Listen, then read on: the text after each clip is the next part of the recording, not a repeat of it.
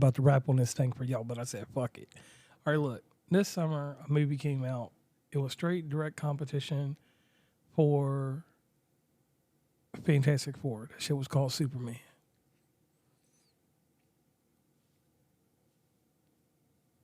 Is this the right button? Yeah, that's the right button. Okay. What's going on, everybody? This your boy King Germ, one half of Pod and Saved Our Marriage. Each and every Friday, Queen Germ and myself drop an episode to show the people how Pod and Saved Our Marriage. Now, we're not like most married couples. Most of the time we disagree, but that's the beauty of the show. So, when you get through listening to Sparrows on the Review, come give us a listen. Each and every Friday on any DSP, go look for Pod and Saved Our Marriage. All right, everybody. This is James Gunn's version. It's like the 50 millionth reboot of Superman. Now, I got to be honest with y'all. I was not very encouraged to watch this movie. It didn't fit into any realm of anything. Because once I seen the trailer, I was really amused with the white dog, Kryptonite Dog. And I know he's got a name like Crypto or something like that, but I'm going to call that motherfucker Kryptonite Dog. Kryptonite Dog really inspired me to watch this because it was a hard one to watch. We watched this movie with my mother. My mother was disgusted. This was the first time in, like, I'm going to say at least, she's known me all my life, at least 25 years that she has been disgusted with a movie.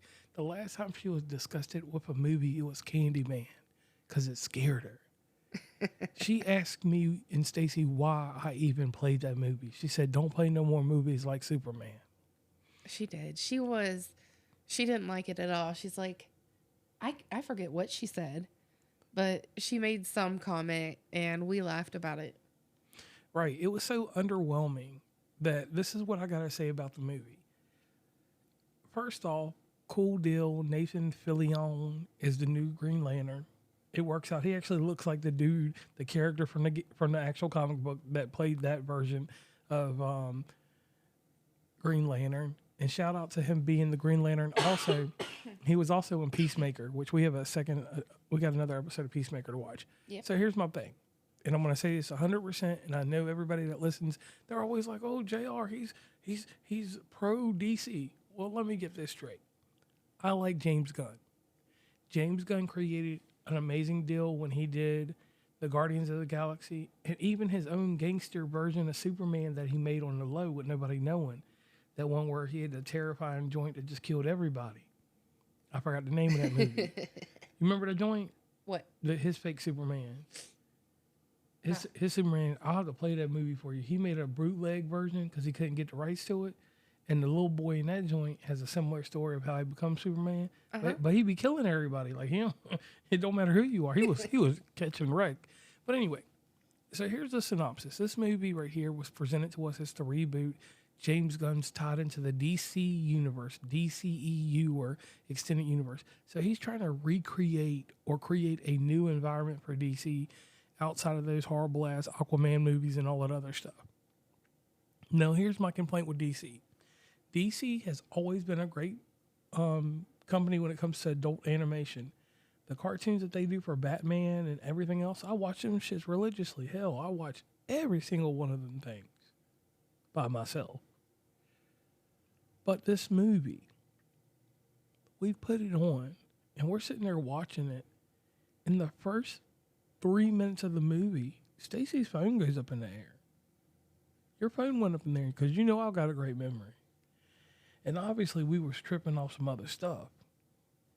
If you know, you know. If you don't, then you don't. So let me hand it over to Stacey because I didn't run my mouth for like 5 minutes or almost 5 minutes. I mean, you just go. It is what it is. I don't even know where you're going with this. I asked to rewatch it because I was under the influence and I don't remember a whole lot of it. So, I don't know. My question is, was this supposed to be some type of like continuation, or was this kind of starting over? Because it would be kind of like a starting over type thing, right? This is the first film, like I said earlier, in James Gunn's DC universe. Okay, so it's starting from the beginning. It's a complete essentially. reboot. That's what I'm asking. Okay. When I ask you this, don't speak to me like that. I'm asking for an explanation. So if it is like a reimagination type thing, I think we should have got a little bit more history.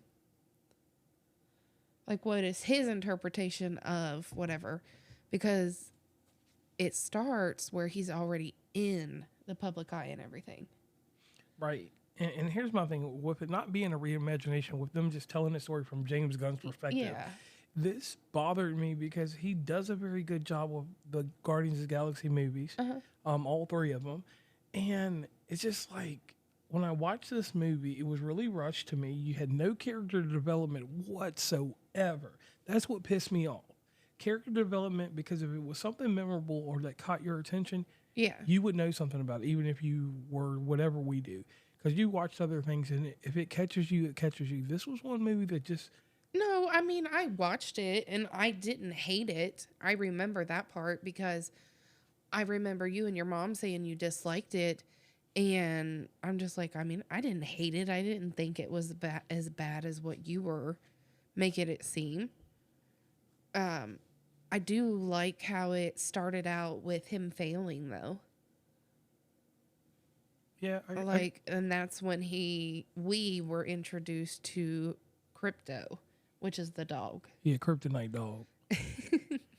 And see, the dog, I liked him in the movie. He was a comic relief to me. And the robots in the movie, like, I understand that they work for Superman and shit, and they're supposed to be highly intelligent. Yeah. But I seen the villains do them joints up. When they came to Superman's lair.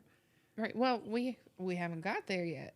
Well. Yeah. So, if you'll remember correctly, he listened to his parents' message anytime he was getting healed that soothed him.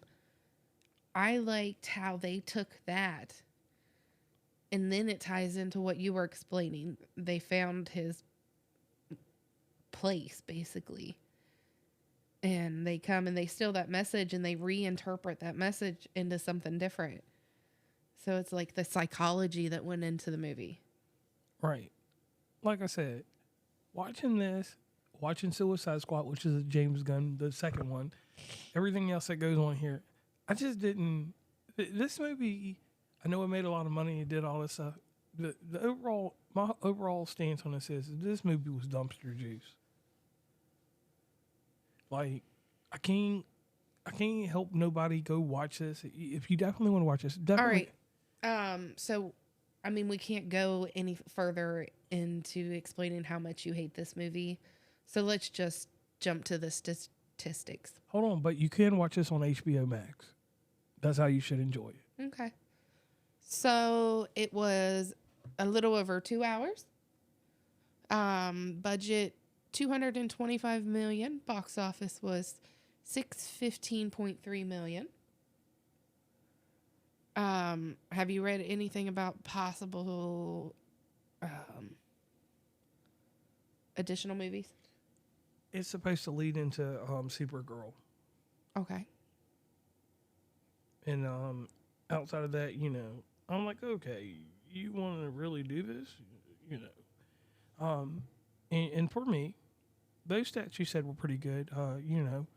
Fantastic Four budget was $200 million. Their box office was $520.5 on the Marvel side of things. We're not talking about that movie. I'm just doing a comparison because they came out at the same time.